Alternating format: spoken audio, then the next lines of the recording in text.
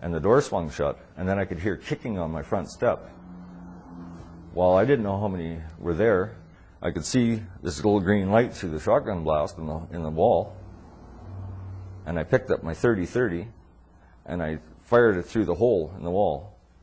And I heard him get up, and he stumbled across the front of my house, and as he ran past the front door, I fired one right through the front door.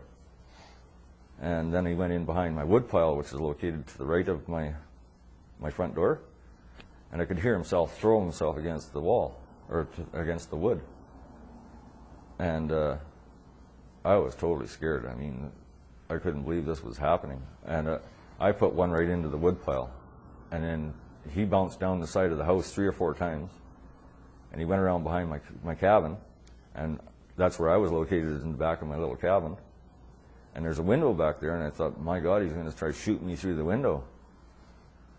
And he bounced down the side of the house, or back of the house, and then I could hear him where his back hit and his head hit. So I stuck the shotgun, I picked the shotgun up and I stuck it to the wall, which I thought was the wall, and I'm standing in pitch black, and I pulled the trigger. Well, I'm reloading it again, because that was my last shell, and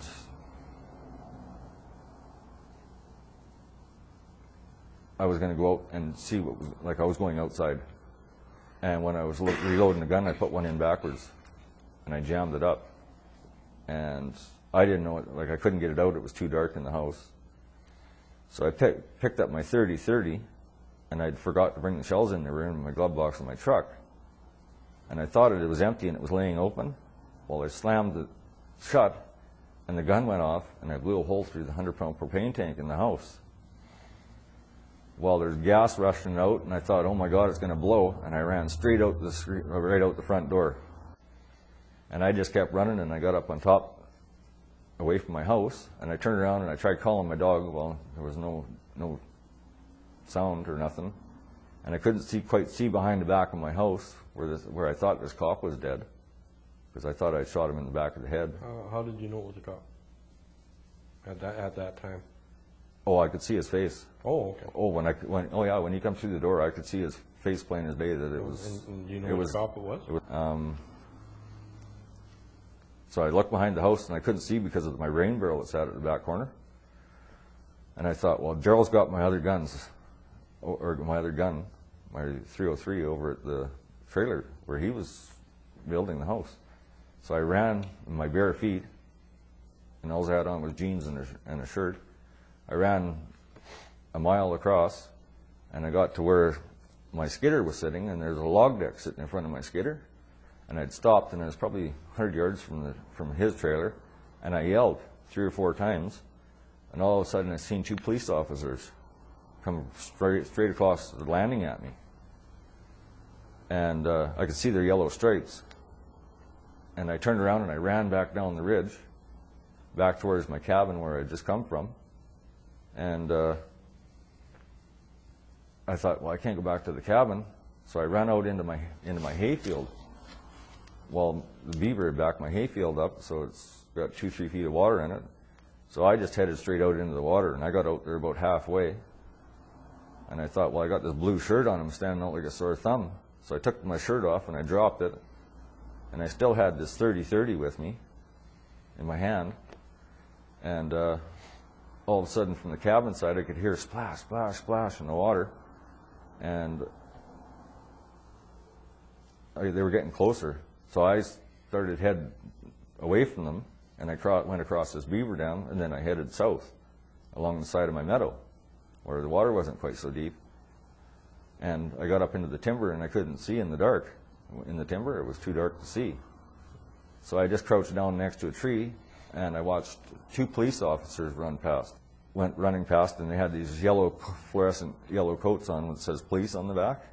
Well, they went running past, and they went up around the corner. Well, when they went around the corner, I went up into the timber farther, because my eyes had adjusted. And I sat down next to a fir tree, and I leaned my .30-30 against this big fir tree, and I sat down, and I was catching my breath, because I was totally out of breath. And I could hear them go up into the timber about 100, 200 feet away from me, and I could hear them coming back towards me again.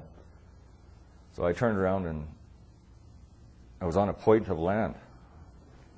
And I was on one side, and I ran across to the other side, and I got scratched all to hell. And when I went over top of the hill to go down into my field again, there was a piece of blowdown, and it took me across the stomach and knocked the wind out of me, and it flipped me right over it. So now I'm laying in the brush, and I thought, well, I can't run no more.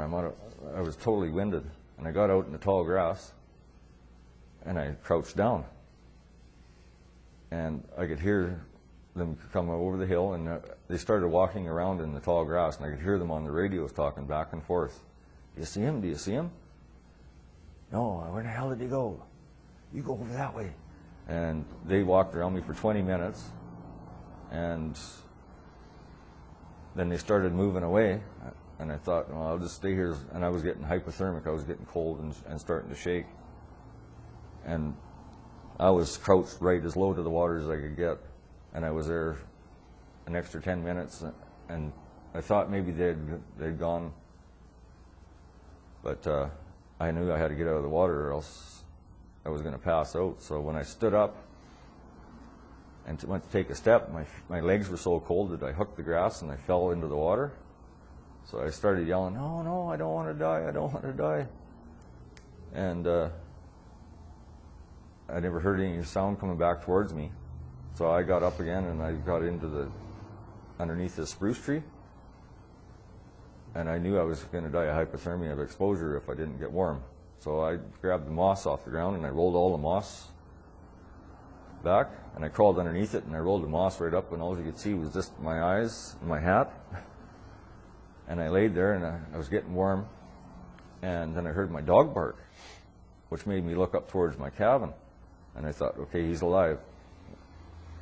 And when I looked up there, I could see at my gate, plain as day, there was a police car with the searchlights shining on my gate. And it's a steel gate, and I'd put 5,000 to 10,000 pounds of cement on either side of it. And there was two cops trying to knock my gate down.